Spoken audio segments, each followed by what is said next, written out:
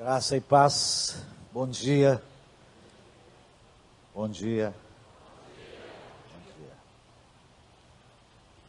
Dizem que um bom pregador é aquele que consola os aflitos e aflige os consolados. Eu acho que hoje pela manhã eu vou afligir os consolados. Eu creio que essa palavra vai trazer inquietações no coração de muitos irmãos.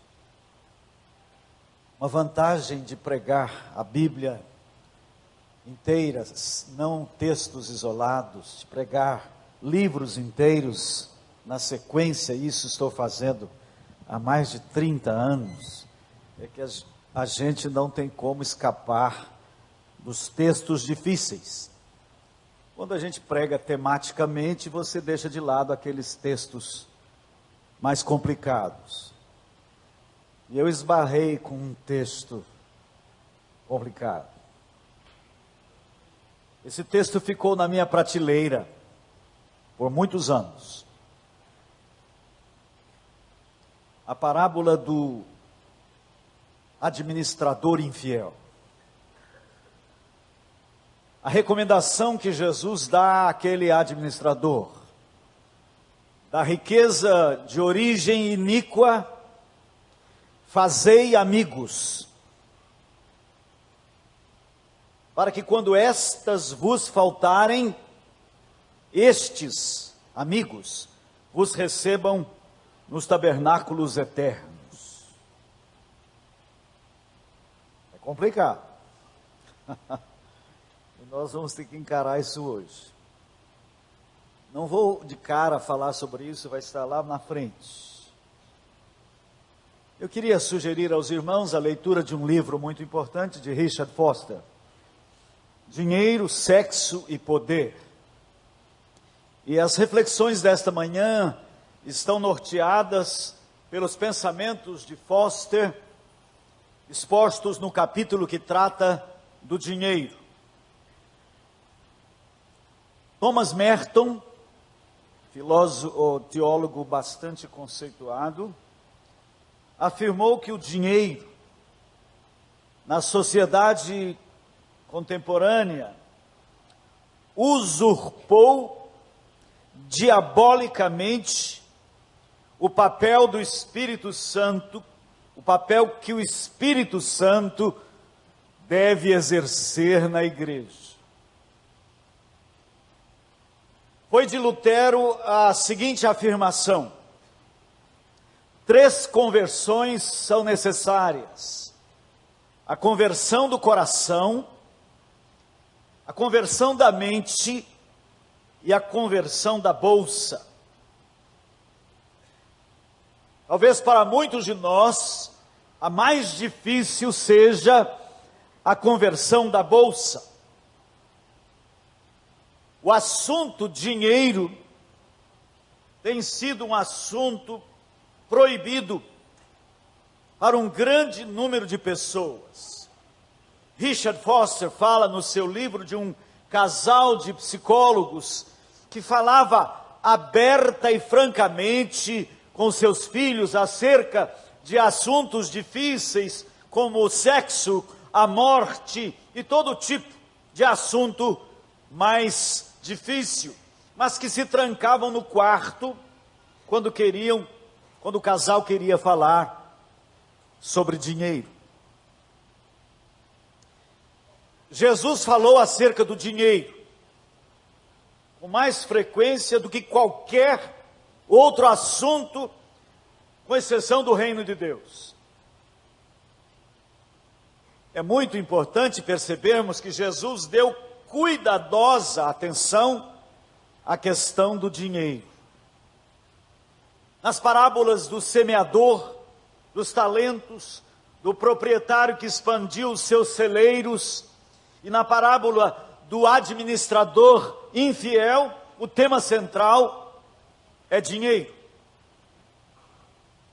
O seu encontro com Zaqueu e com o jovem rico são também, por demais, esclarecedores. Os seus ensinos em Mateus 6 sobre confiança e também em Lucas 6 sobre os perigos das riquezas são extremamente importantes e nos demonstram que o assunto dinheiro é um dos principais assuntos da nossa vida cotidiana. No entanto, nós precisamos discernir duas correntes de pensamento dentro das Escrituras e que são aparentemente contraditórias. Richard Foster as chama de face sombria e face luminosa do dinheiro. Prefiro chamá-las de corrente da maldição e corrente da bênção. Vejamos primeiramente a corrente de pensamento que demonstra existir uma maldição inerente ao dinheiro. A corrente da maldição fica evidente em muitas partes da Escritura que o dinheiro pode se constituir numa ameaça ao nosso relacionamento com Deus. Jesus fez uma crítica radical ao acúmulo de riquezas. Suas advertências e exortações são continuamente repetidas. Ai de vós ricos, Lucas 6, 24. Não podeis servir a Deus e às riquezas, Lucas 16, 13. Não acumuleis para vós outros tesouros sobre a terra, Mateus 6, 19. É mais fácil passar um camelo pelo fundo de uma agulha do que um rico entrar no reino de Deus, Mateus 19, 24. Tende cuidado e guardai-vos de toda a avareza, Lucas 12, 15. Dá a quem te pede, e se alguém levar o que é teu, não entres em demanda, Lucas 6, 30. Essas são apenas algumas das afirmações surpreendentes de Jesus. O ponto em questão é que o ensino é muito claro e muito severo. E nós temos a tendência de querer abrandá-lo ou tentar equilibrá-lo com outras afirmações de Jesus. Contudo, não devemos fazê-lo antes de tentar explicar que ele não se aplica aos nossos dias, antes de inserir uma dúzia de restrições, antes de tentar explicar ou resolver o problema de alguma outra forma, nós precisamos ouvir as Escrituras. De imediato posso afirmar que a nossa dificuldade não é com a compreensão do que Jesus está ensinando. Creio que compreendemos muito bem. O nosso problema é outro. O nosso real problema é o medo.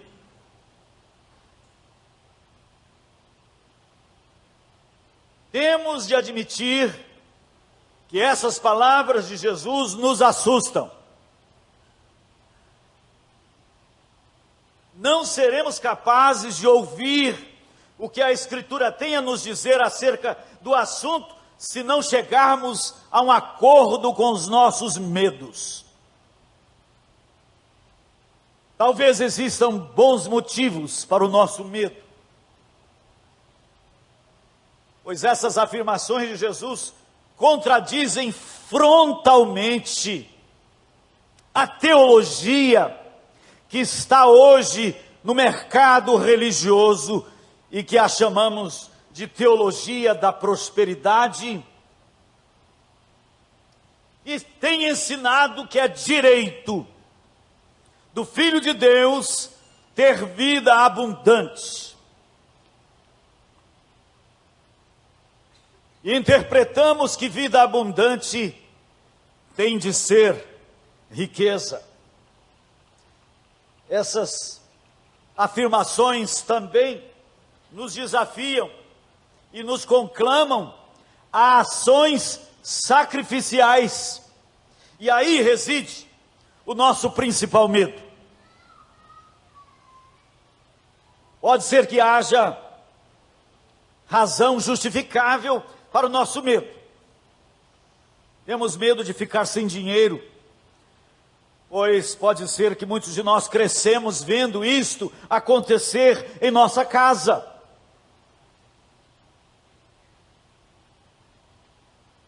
Eu nasci numa casa de chão. Eu fui para a escola descalço. Meus filhos não acreditam. Temos medo, pois nunca vimos, é outro caso. Pode ser que alguém aqui tenha medo por nunca ter visto acontecer a falta em seu lar, ou lar dos seus pais, e agora teme que isso aconteça no seu lar. Pode ser que temos medo, pois nossos pais nos geraram muita ansiedade quanto ao dinheiro. E também temos medo do fracasso. O fato é que precisamos encarar os nossos medos. Nesta manhã, fomos conscientizados de que Jesus está aqui. Eu prefiro colocar a coisa diferente. Eu não sinto que Jesus está aqui. Eu não sinto. Honestamente, eu não sinto. Eu sei. Meus sentimentos, eles são muito confusos. Não posso confiar muito neles. Mas eu sei. O Senhor está aqui porque Ele assim nos garantiu a presença. O Senhor está entre nós, usando um pregador comum, cheio de limites, para falar ao nosso coração. As ideias aqui expostas não são do pregador. As ideias que o pregador expõe entram em conflito com o próprio pregador, que, para ser honesto, não pode tirar as que incomodam.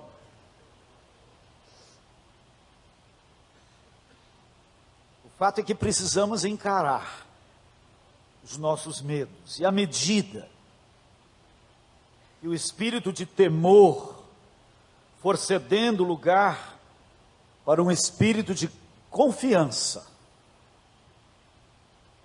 iremos gradativamente recebendo capacitação do Pai para escutar a crítica radical de Jesus às riquezas. Passemos à segunda corrente de pensamento, a corrente da bênção. Seria muito fácil tratar a questão do dinheiro se ele fosse todo mal. Nossa tarefa seria simples. Bastava denunciá-lo e nos afastar dele. Talvez foi o que fez a teologia católica em alguns momentos da história com o seu voto de pobreza. Entretanto, é justamente a única coisa que não devemos fazer, se quisermos ser fiéis, se quisermos ser fiéis ao testemunho bíblico. Se ficássemos olhando apenas para a maldição, nós certamente teríamos uma visão distorcida do que nos ensina o Novo Testamento. Embora a palavra de Deus nos advirta quanto ao aspecto maldito do dinheiro, ela traz também uma quantidade enorme de ensinamentos acerca da bênção advinda do dinheiro. Acho que muita gente respirou um pouco aliviado. Agora, estou me referindo à forma como o dinheiro pode ser usado para intensificar o nosso relacionamento com Deus e beneficiar as pessoas. O Velho Testamento é pródigo de exemplos de riquezas advindas da bênção de Deus. É o que vemos nas vidas de Abraão, Isaac, José, Salomão, Jó e tantos outros. Nós podemos fazer uma lista enorme, desde a promessa de uma terra cheia de fartura, até a promessa de janelas do céu abertas sobre os fiéis dizimistas, como em Malaquias 3:10.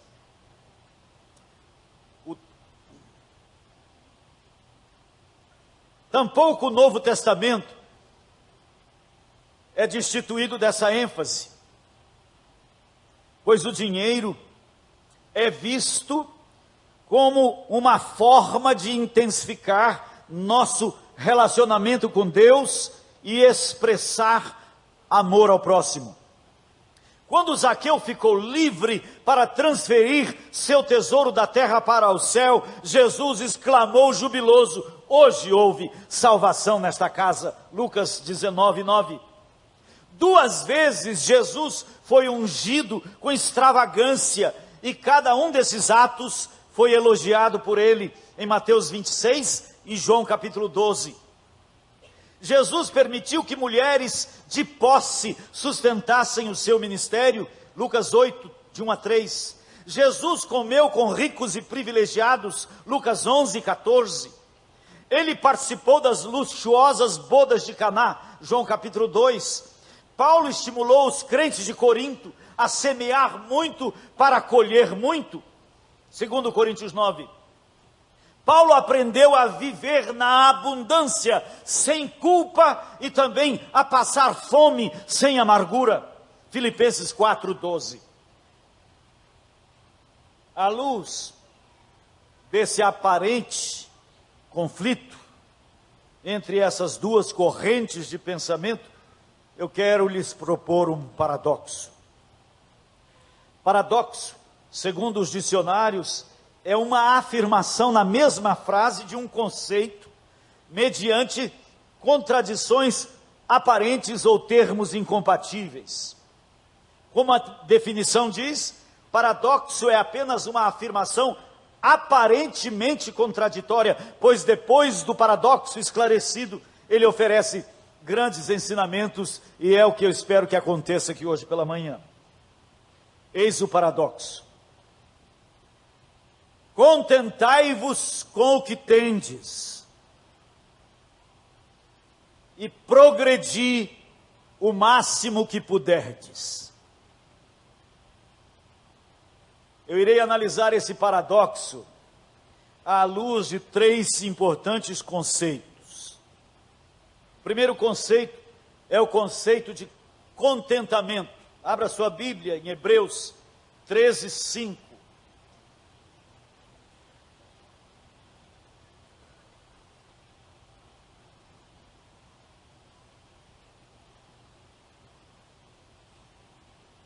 Seja a vossa vida sem avareza, contentai-vos com as coisas que tendes, porque ele tem dito: de maneira alguma te deixarei, nunca jamais te abandonarei. Assim, afirmemos confiantemente: o Senhor é o meu auxílio, não temerei. Que me poderá fazer o homem? O autor de Hebreus está simplesmente afirmando que devemos deixar que o Senhor seja de fato o nosso Deus. Vou ler de novo. Seja a vossa vida sem avareza, contentai-vos com as coisas que tendes, porque Ele quem Deus tem dito: de maneira alguma te deixarei, nunca jamais te abandonarei. Assim, pois, afirmemos confiantemente: o Senhor é o meu auxílio, não temerei. Que me poderá fazer o homem? A palavra de Deus está dizendo para não colocarmos nossa confiança no dinheiro, pois a avareza é adoração a Mamon. O Deus Mamon é muito atraente, pois parece nos fornecer segurança quanto ao futuro. O que a palavra de Deus está nos exortando é para que coloquemos nossa confiança no Senhor e não nos bens materiais. Tudo que vier a se constituir em nossa fonte de segurança, nossa fonte de significado ou nossa fonte de contentamento, isto é de fato o nosso Deus. Eu vou dar prosseguimento, não deste ponto, eu vou dar prosseguimento a este tema hoje à noite. Gostaria que os frequentadores da manhã viessem à noite, porque eu sei que existem dois públicos aqui, um que vem pela manhã e outro que vem à noite. Não vai caber, talvez, se vier todos os que vêm pela manhã e os que vêm à noite, vamos dar um jeito, mas eu gostaria muito de convidá-los a vir hoje à noite. Porque vou me deter nessa afirmação: tudo o que vier a se constituir em nossa fonte de segurança, nossa fonte de significado e nossa fonte de contentamento, isto é de fato o nosso Deus. Jeremias 2, 12, 13. Vamos ler esse texto.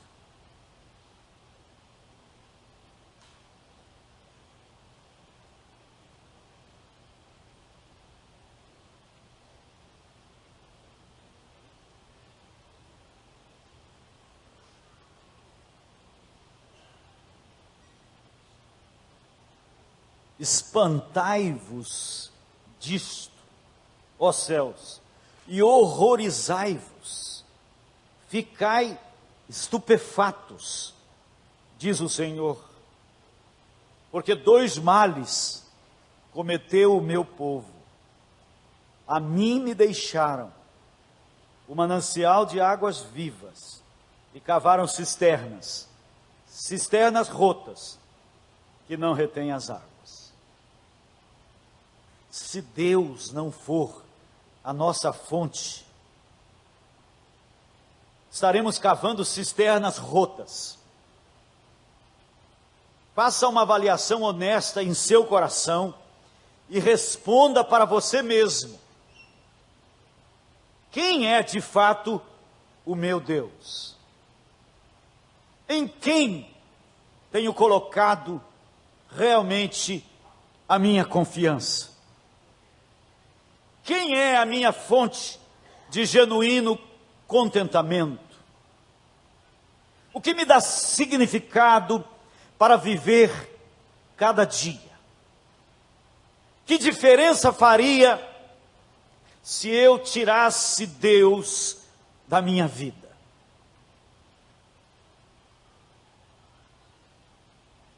É isso que vamos trabalhar à noite.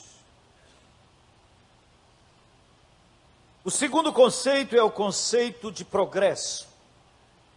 Vamos ler a parábola que está em Mateus 25, bastante conhecida, mas vamos lê-la para refrescar nossa memória. A parábola dos talentos, Mateus 25, 14 a 30.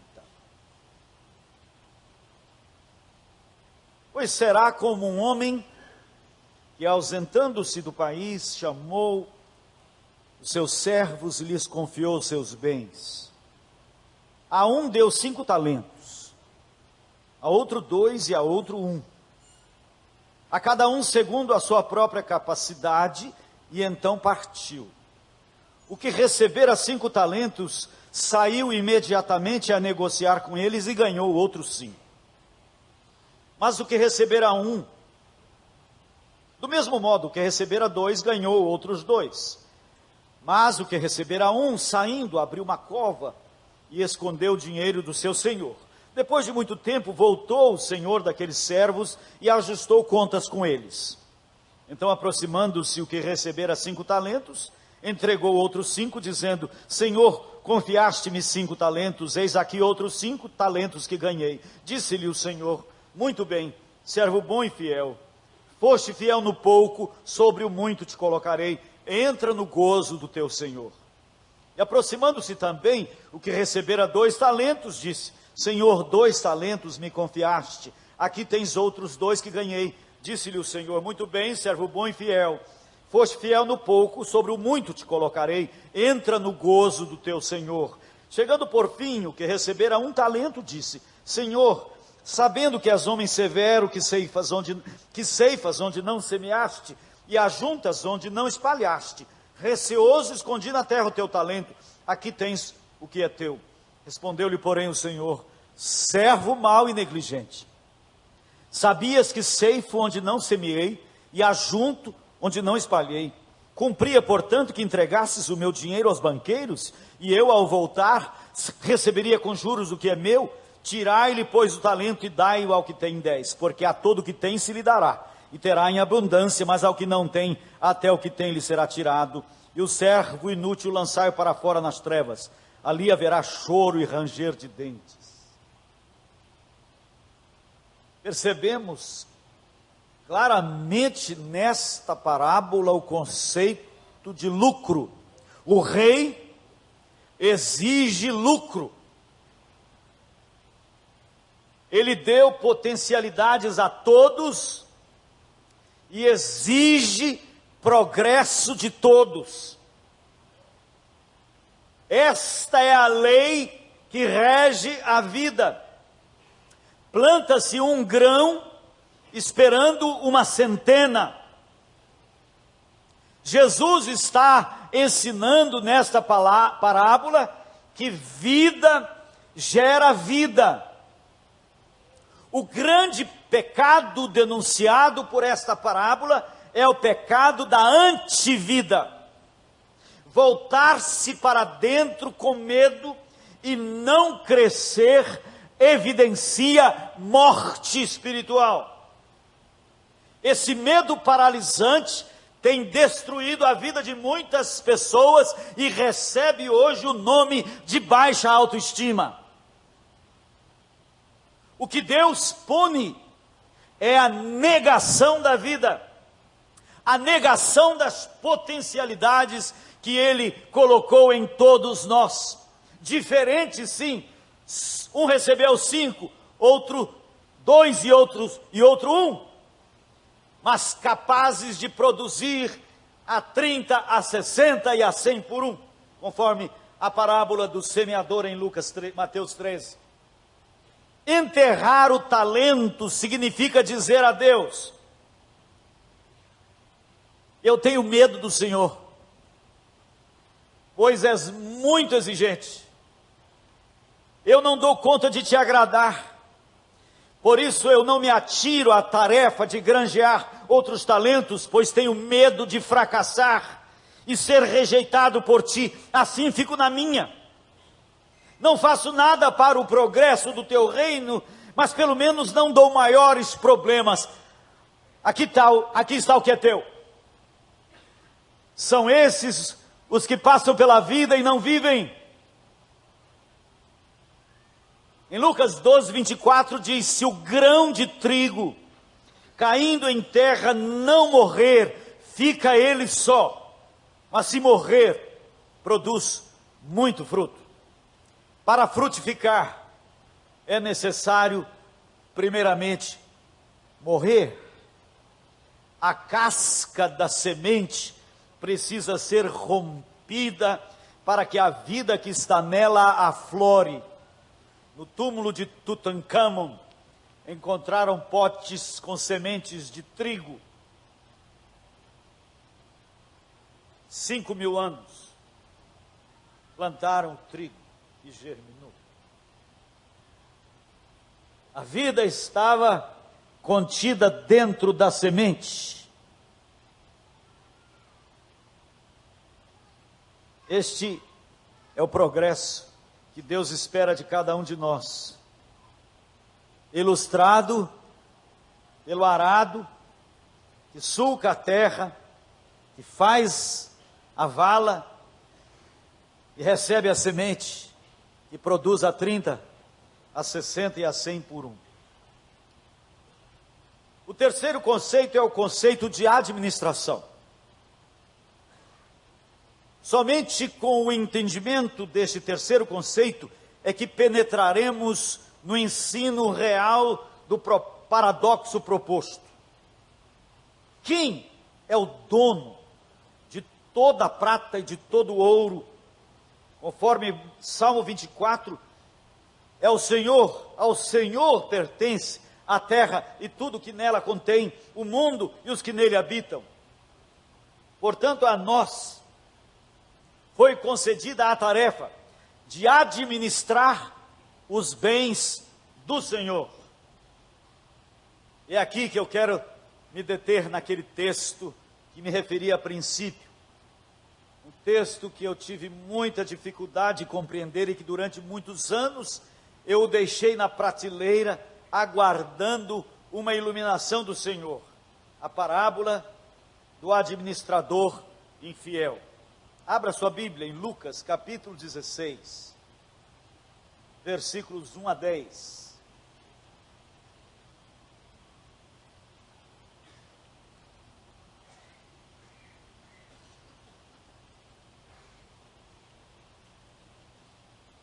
Disse Jesus também aos discípulos: havia um homem muito rico, que tinha um administrador, e este lhe foi denunciado como quem estava a defraudar os seus bens. Então, mandando-o chamar, lhe disse: que é isso que ouço a teu respeito? Presta contas da tua administração, porque já não podes mais continuar nela. Disse o administrador consigo mesmo: que farei, pois o meu senhor me tira a administração? Trabalhar na terra não posso, não sei porquê, talvez preguiçoso. Trabalhar na terra não posso, também de mendigar tenho vergonha. Eu sei o que farei, para que quando for demitido da administração, me recebam em suas casas. Tendo chamado cada um dos devedores do seu senhor, disse ao primeiro: quanto deves ao meu patrão? Respondeu ele: 100 cados de azeite. Então disse: toma a tua conta, assenta-te depressa e escreve 50. Depois perguntou ao outro: tu quanto deves?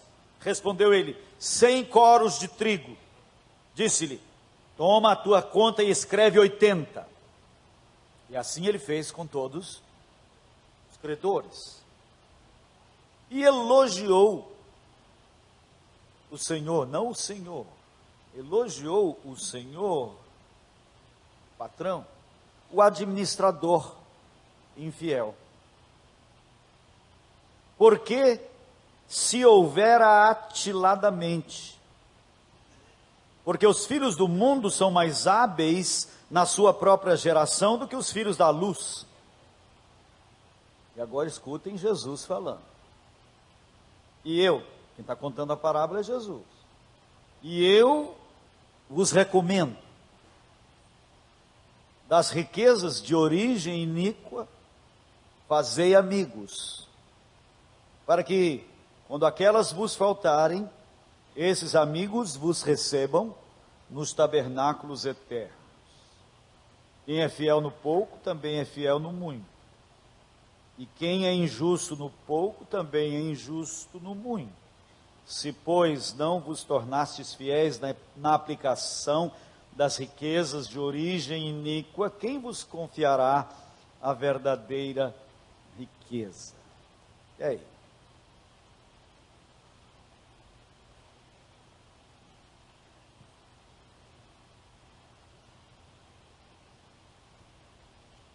Esse versículo 9 deixou na minha cabeça um verdadeiro nó. E levou anos para ser desatado. Porque eu faço assim com a Bíblia. Quando eu esbarro num texto difícil, eu deixo na prateleira. E o Senhor, no seu devido tempo, o esclarece. Foi a leitura de um livro de Watchman Nee, Não Ameis o Mundo, que começou a desfazer o nó. E somente muitos anos após a leitura de Não Ameis o Mundo, com a leitura de Dinheiro, Sexo e Poder, de Richard Foster, é que o nó se desatou por completo e eu tive a compreensão deste texto. Numa parábola, nunca se deve buscar significado em todos os seus elementos, mas procurar o ponto focal da parábola. E qual é o ponto focal da parábola do administrador infiel? Jesus está enfatizando a astúcia do administrador, conquistando a amizade dos credores do seu patrão, para ser acolhido por eles depois de ser despedido. Mas como compreender o versículo 9? E eu vos recomendo, das riquezas de origem iníqua fazei amigos, para que quando aquelas vos faltarem, esses amigos vos recebam nos tabernáculos eternos. Aqui está o nó. Como é que Jesus poderia estar orientando os seus discípulos a fazer amigos com riquezas de origem iníqua? O que é que Jesus está chamando de riquezas de origem iníqua? Nós pensamos em riquezas adquiridas de maneiras indignas ou corruptas. Dólares na cueca, porventura. Mas tanto Watchman Nee, em Não Ameis o Mundo, como Richard Foster, em Dinheiro, Sexo e Poder, eles interpretam riquezas de origem iníqua como sendo todo o dinheiro circulante. Por isso Jesus chama o dinheiro de Mamon, o Deus dinheiro. Então, riqueza de origem iníqua é o dinheiro que você tem aí no seu bolso.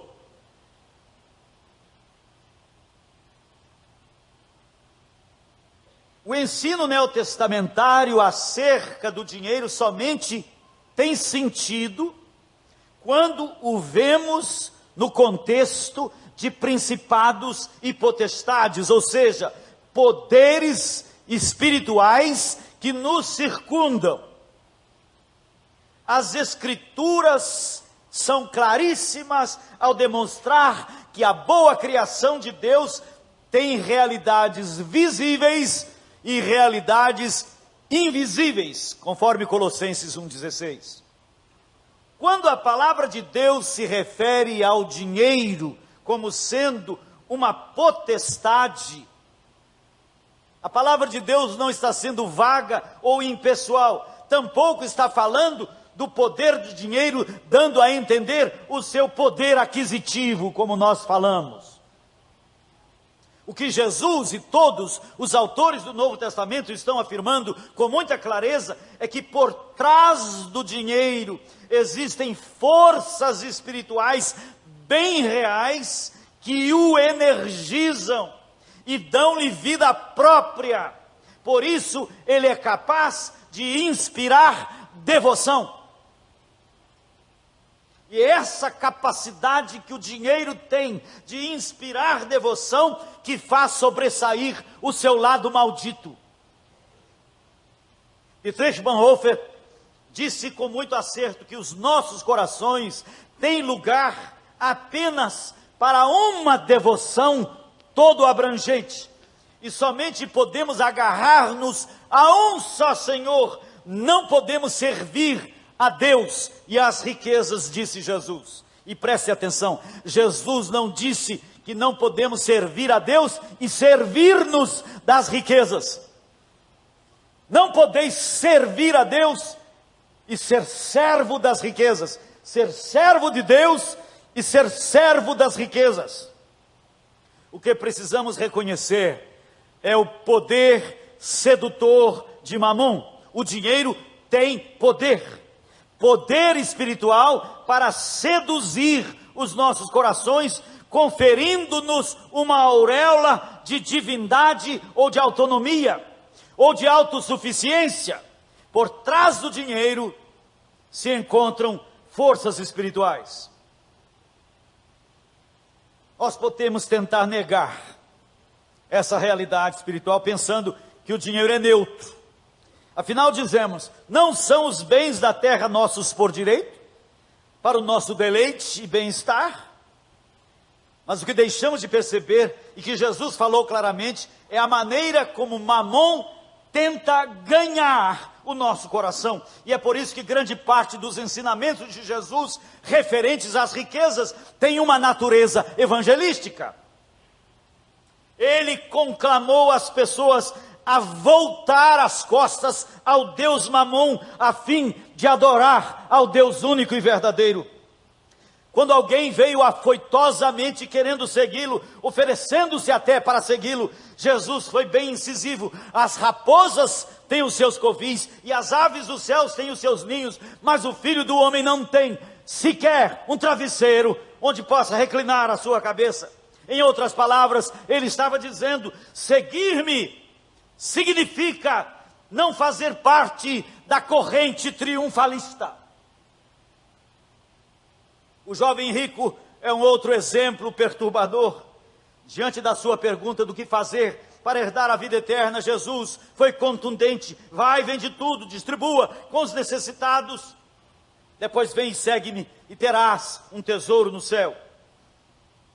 Esta instrução de Jesus só é compreensível quando percebemos que a riqueza daquele jovem era um Deus rival, que buscava uma devoção completa.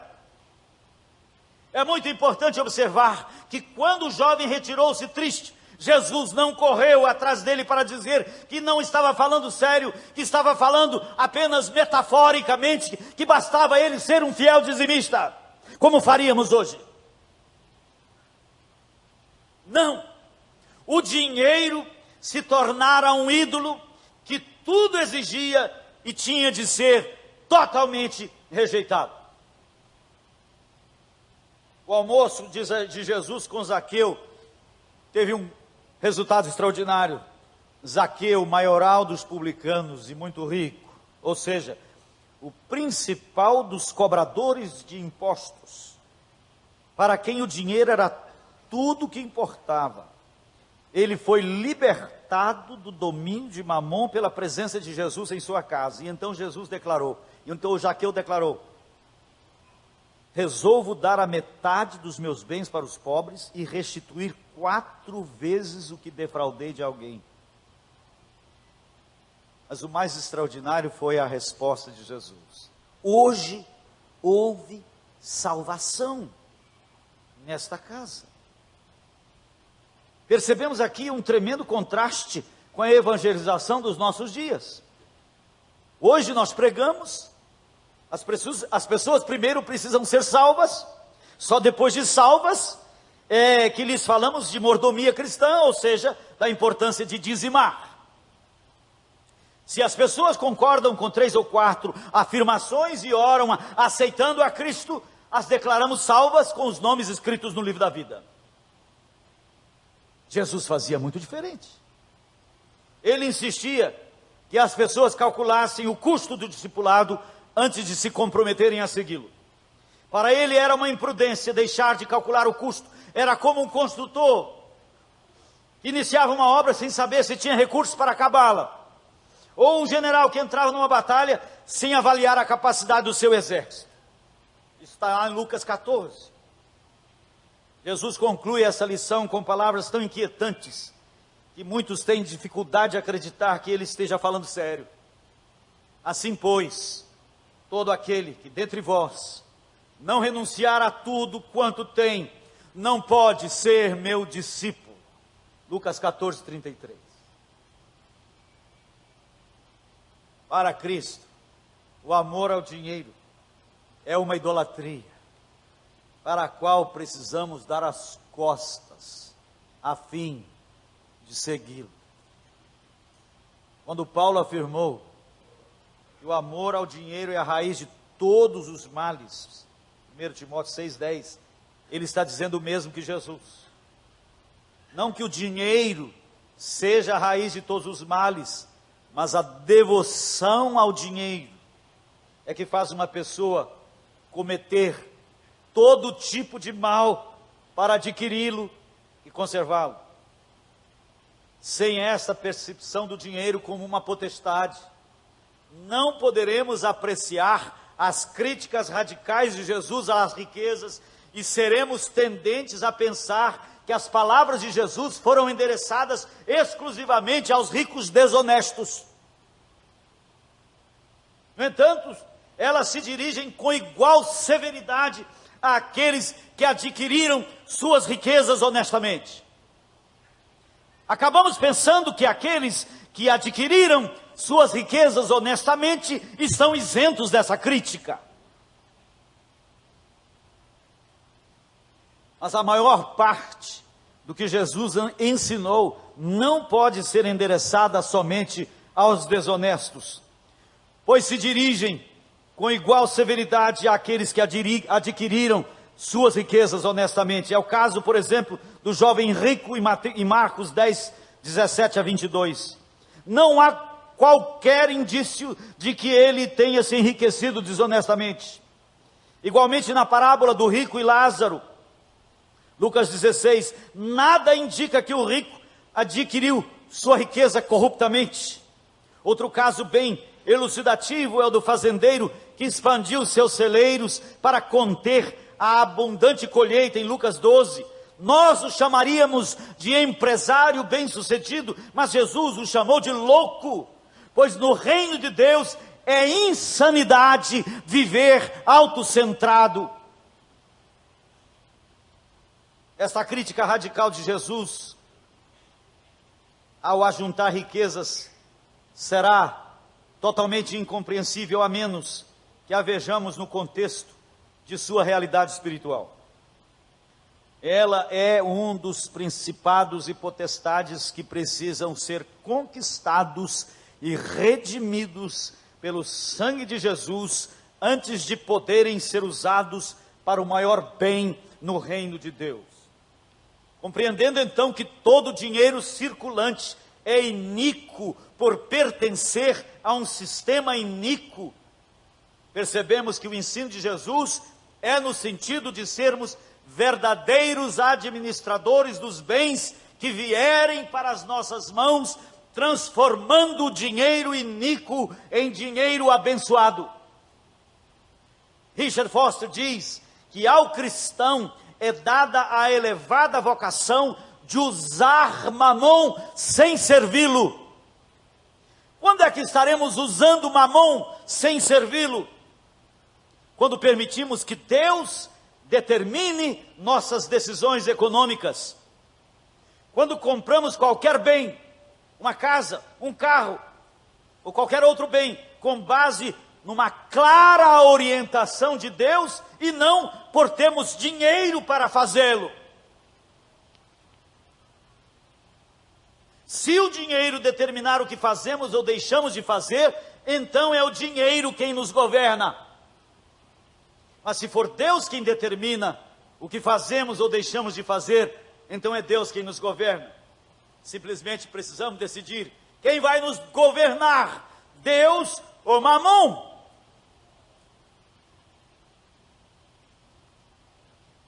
Pode ser que o dinheiro me diga: você tem o suficiente para comprar o que está querendo.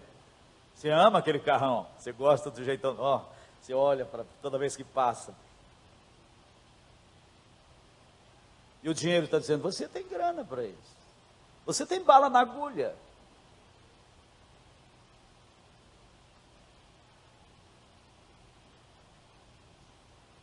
Mas Deus pode estar objetando: eu não quero que você compre.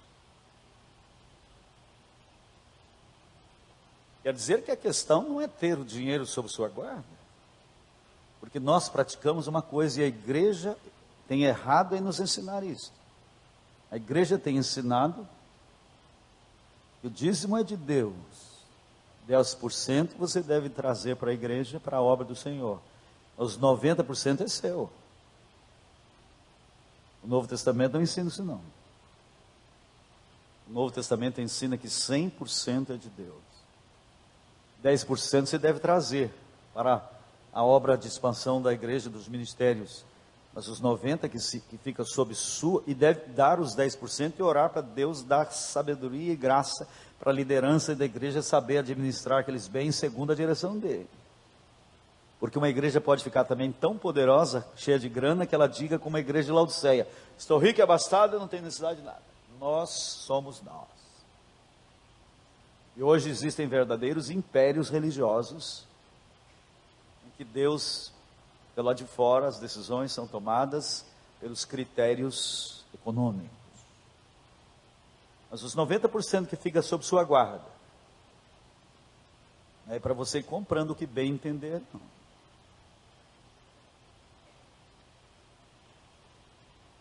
Se minha esposa me diz: meu bem, vamos comprar isso, pois o preço está excelente, e eu simplesmente lhe responder: não podemos, meu bem, não temos dinheiro. Quem foi que decidiu? Foi o dinheiro.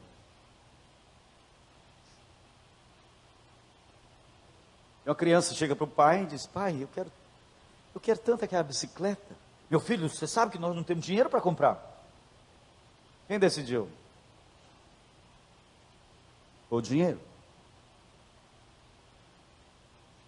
E esse talvez seja um dos grandes desafios dos dias de hoje para pais verdadeiramente cristãos, ensinar aos filhos quem é que governa a vida. Porque os filhos começam desde pequenininhos a adorar Mamon. Que Deus poderoso. Esse dinheiro é uma pessoa muito importante. E eles crescem e os pais instruem os filhos a procurar uma profissão que ganhe dinheiro. Nós pais estamos ensinando nossos filhos que o importante é uma profissão onde ele vai ter status socioeconômico excelente, profissão rentável. E os filhos são verdadeiros adoradores de Mamon.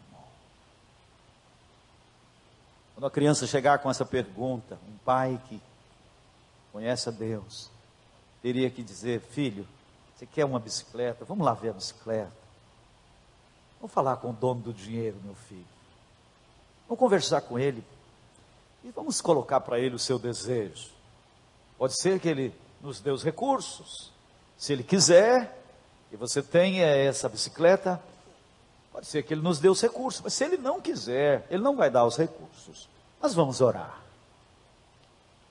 Esse pai começa a orar com o filho. Se estiver dentro daquela vontade soberana e boa, o Senhor pode lhes prover. Quando o pai diz: filho, olha, Deus nos deu os recursos. Está ensinando o filho que a confiança está no Senhor e não no dinheiro. Eu vejo pais que tiveram infância difícil, passaram por problemas. Estou pensando agora em um do meu relacionamento, que foi da favela, e hoje é um homem muito próspero. Caiu no engano. Não vou deixar meus filhos passar pelas dificuldades que eu passei. Então as vontades dos filhos ele satisfaz totalmente. Quem manda é o dinheiro. Ele perdeu a bênção de ensinar aos filhos o que ele aprendeu na luta, na dificuldade. E esta geração está perdendo a bênção. A bênção que os nossos pais tiveram. Da luta, da dificuldade, de depender do Senhor, de não ter grana fácil, de ser tudo apertado, e ter que agarrar-se, como dizia uma nordestina para mim, me agarrar no mocotó de Deus.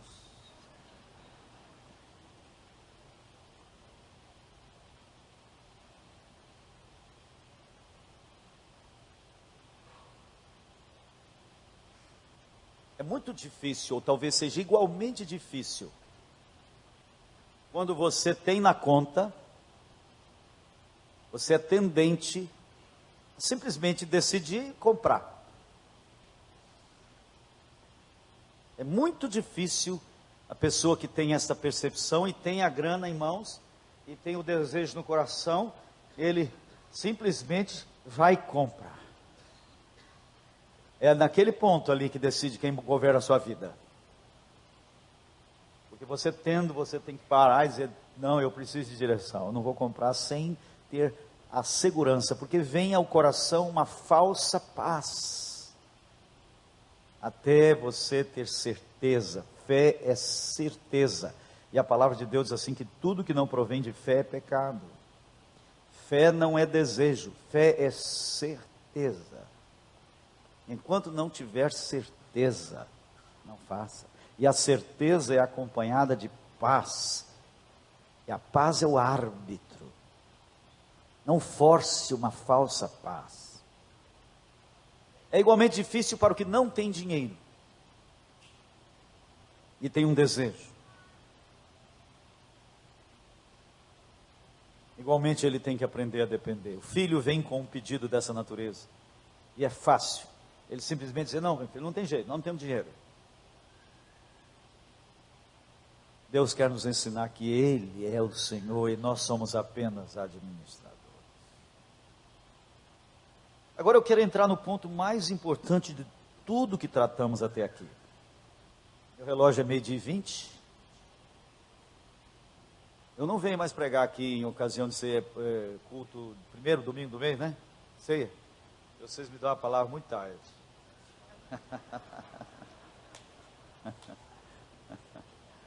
Mas vou terminar 12h30, eu prometo.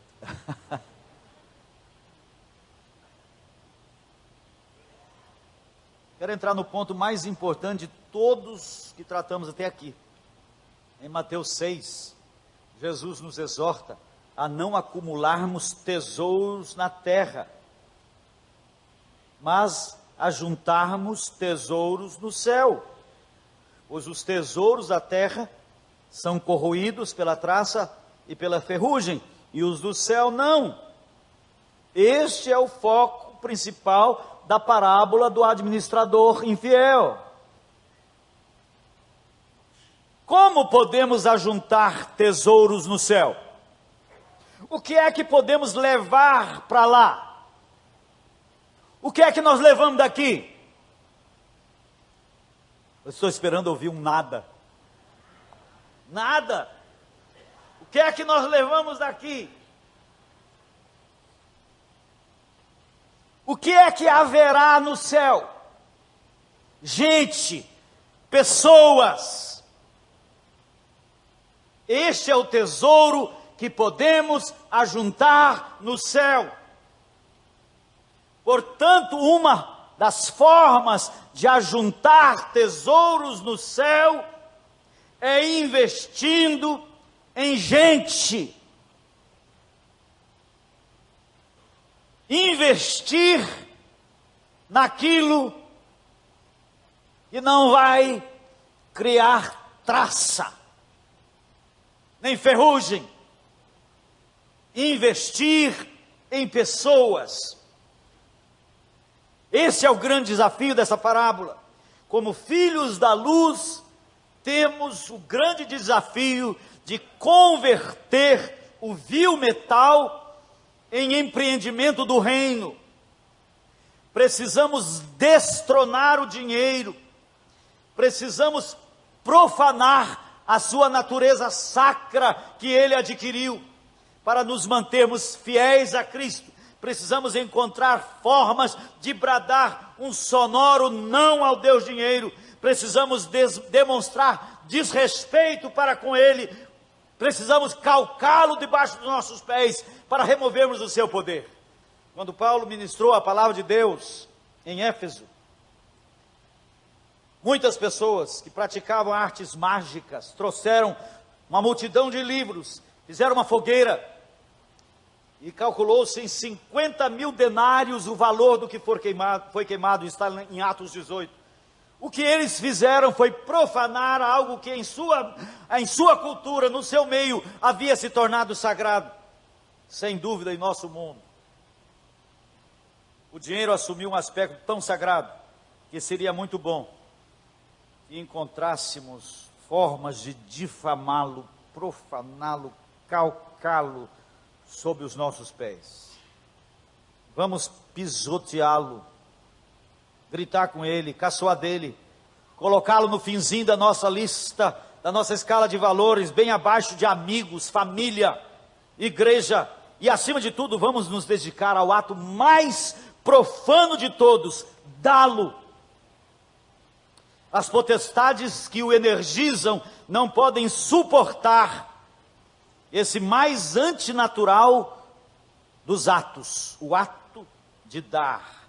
O dinheiro, segundo as potestades, é para ser ganho, negociado, gasto, manipulado, mas nunca dado. Por isso o ato de dar é o mais fantástico para aniquilar o seu poder. Devemos nos lembrar de uma máxima de John Wesley com relação ao dinheiro. Ele dizia: ganhe o máximo, economize o máximo e doe o máximo. Richard Foster advoga que assim como os monastérios com seu voto de pobreza e os puritanos com seu voto de diligência foram uma reação ao Deus dinheiro, nós precisamos hoje de um voto que responda criativa e corajosamente à questão do dinheiro. Precisa ser um voto, diz ele, que rejeite a mania moderna de granjear riquezas sem pender para um ascetismo mórbido. Deve ser um voto que nos conclame a usar o dinheiro sem servi-lo e que o submeta totalmente à vontade de Deus. Portanto, nós que seguimos a Jesus Cristo, somos chamados a um voto de simplicidade. Esse voto não é para um punhado de crente consagrado. É um voto para todos aqueles aqui que se dizem seguidores de Jesus Cristo.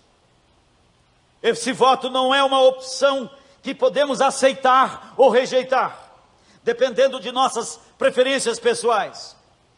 Todos aqui que se intitulam discípulos de Jesus têm a obrigação de segui-lo, têm a obrigação de seguir o que ele diz. E o apelo de Jesus na questão do dinheiro pode ser reduzido a uma só palavra: simplicidade. E eu quero concluir alistando os 9 significados de simplicidade dados por Richard Foster. Primeiro, simplicidade significa compreensão clara do real sentido da vida. Temos um só desejo: obedecer a Cristo em todas as coisas. Temos um só propósito: glorificar a Cristo em todas as coisas.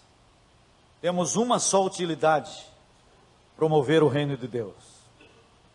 Segundo, simplicidade significa regozijo pela boa criação de Deus. Oscar Wilde disse certa vez que as pessoas não dão valor ao pôr do sol somente porque não lhes custa nada.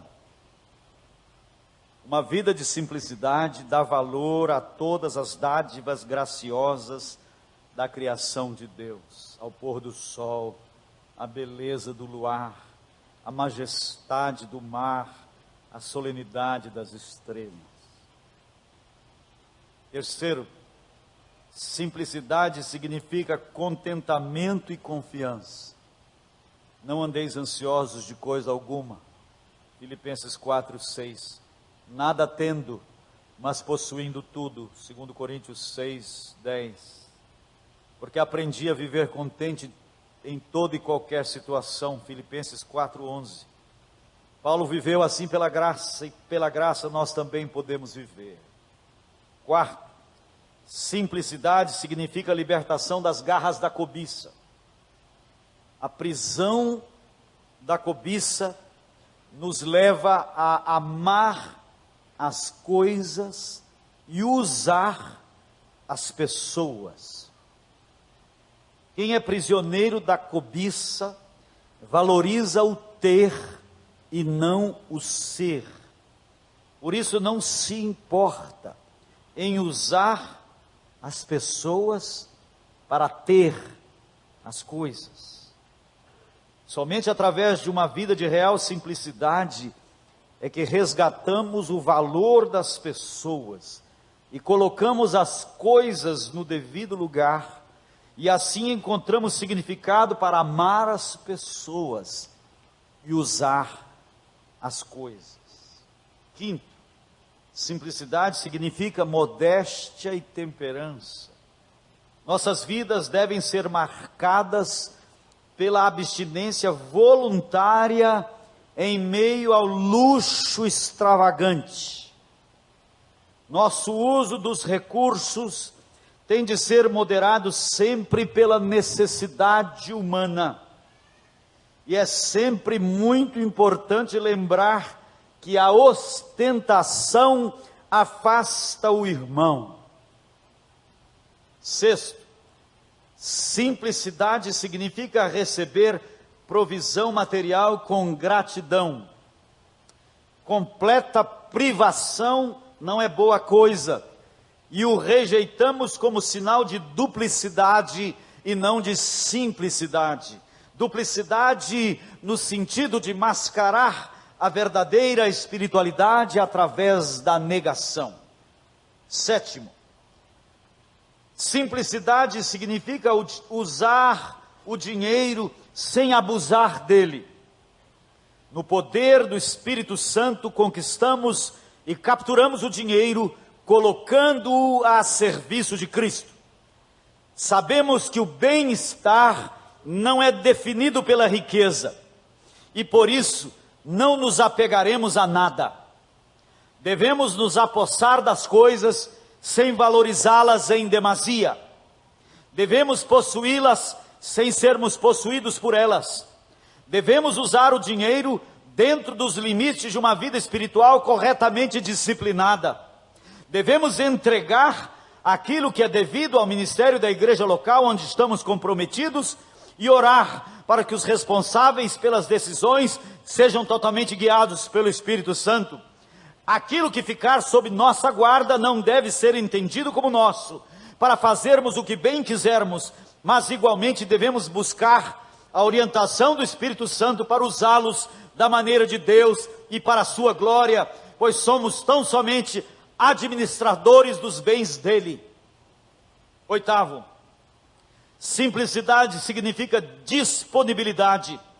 Devemos ficar livres da compulsão de adquirir sempre algo maior e melhor, dispondo assim de tempo, dinheiro e energia para responder à necessidade humana.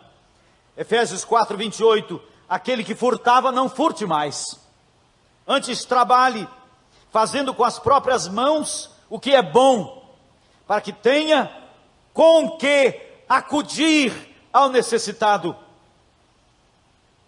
Nono, necessidade significa dar alegre e generosamente.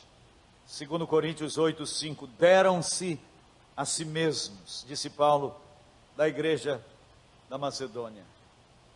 A teologia da prosperidade é uma arma satânica para escravizar cristãos nas garras de Mamon, através da sutileza do ter como evidência do ser. Somente um voto como o acima exposto pode nos conduzir, nestes dias de consumismo desenfreado, a viver no presente século sábia, justa e piedosamente. Amém? Eu queria mais forte. Amém?